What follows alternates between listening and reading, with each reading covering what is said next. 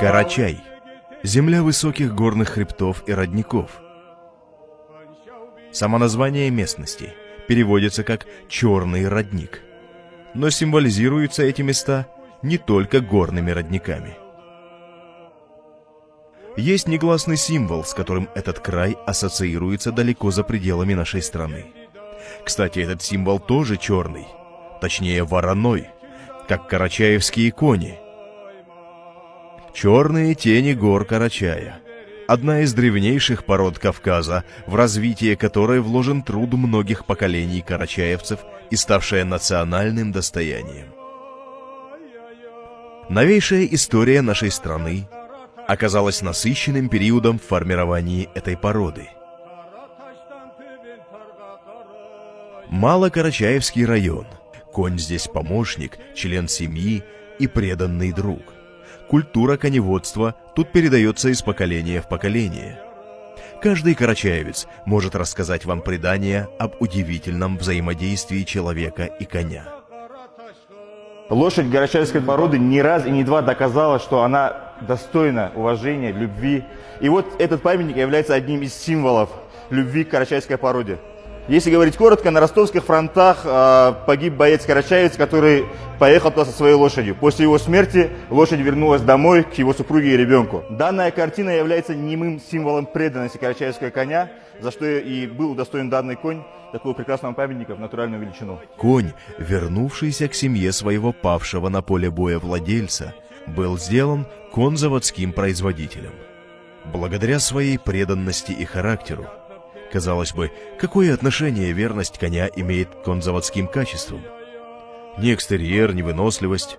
Просто селекция по-карачаевски – это сложный симбиоз логики, науки, традиций коневодства и уважения к животным. Удивительно, большинство социальных объектов Карачаево-Черкесии так или иначе связаны с лошадьми.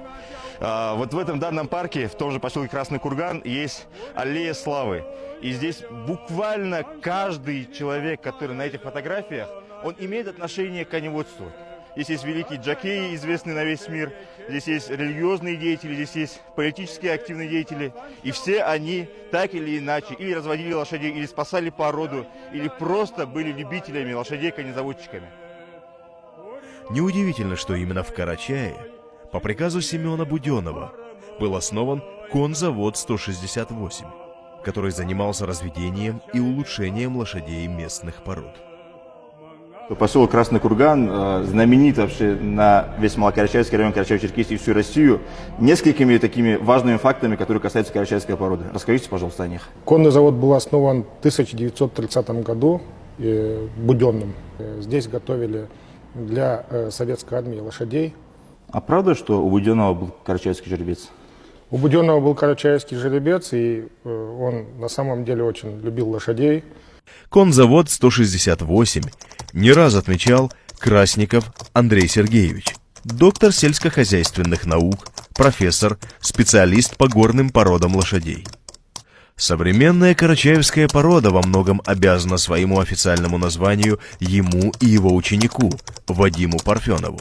Позднее кандидату сельскохозяйственных наук, доценту и заведующему кафедрой коневодства Тимирязевской сельскохозяйственной академии.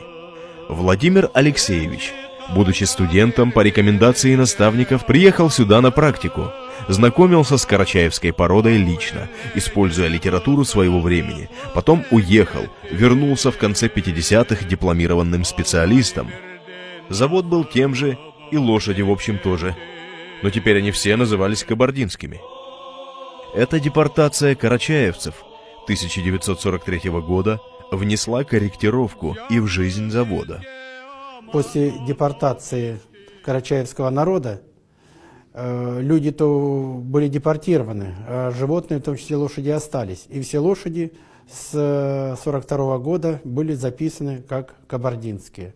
И это продолжалось до начала 80-х годов. Хотя после того, как люди вернулись в Карачаево-Черкесии, то они опять начали возрождать вот эту свою породу. Ну, даже, может быть, не возрождать, потому что она была, эта порода.